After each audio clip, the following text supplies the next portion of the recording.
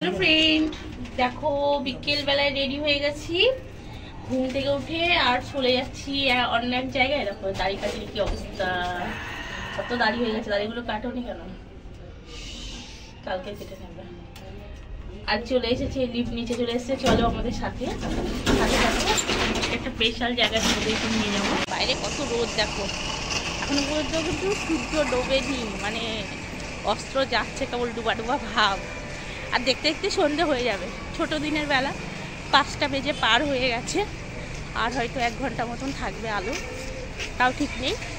তো চলো, আলো হয়ে গেলে ভিডিওটা করতে হবে, অন্ধকার হয়ে গেলে যে ভিডিও করতে যাচ্ছে এটা করতে পারবো না। তো 7টা করতে 5টায় বেরিয়েছিলাম রাইট, এখন 5টা 11 মিনিটে এই পর্যন্ত এসে পৌঁছেছি জিটি রোডের কাছে। এখনও কখন যাব জানি না, পৌঁছাবো। হেঁটে হেঁটে হাঁপিয়ে গেলাম। বিকালবেলাটা ভালোই লাগে। সূর্যটা দেখো আমাদের মাথার একদম ওপরে চলে এসেছে, আর এখন বাজে 5টা 16। আর এই যে সূর্য একদম মাথার ওপরে চলে এসেছে। ধুলোই ধুলোময় রাস্তা, সামনে শুধু ধুলো ছাড়া আর কিছুই দেখা যাচ্ছে না। গাড়িটা অনেক লোড আছে, টানতে পারছে না। সামনে ধুলো ছাড়া আর কিছুই দেখা যাচ্ছে না, শুধু ধুলো। ফাইনালি চলে এসেছি সেই জায়গাটা। এই যে আমার বাবার জন্য নীলকণ্ঠ, অনেক রকম কালার পাওয়া যায় ফুলটাতে, না বলো? ধারে ধারে হয় এটা, একদম ভেতরে ভেতরে হয়। এই দেখো, হ্যাঁ একটা হউজ অনেক আছে এখন।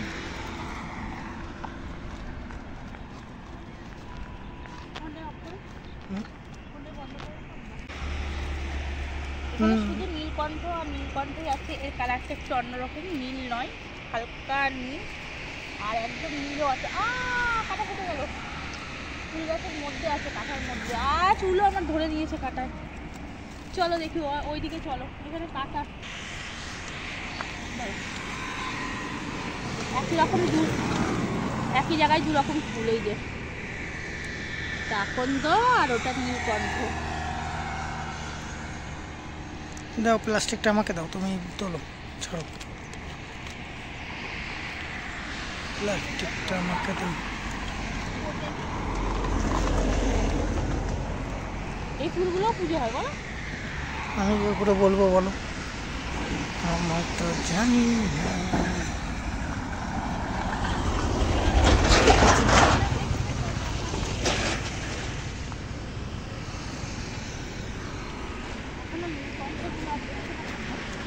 সব তুলে নিয়ে চলে গেছে।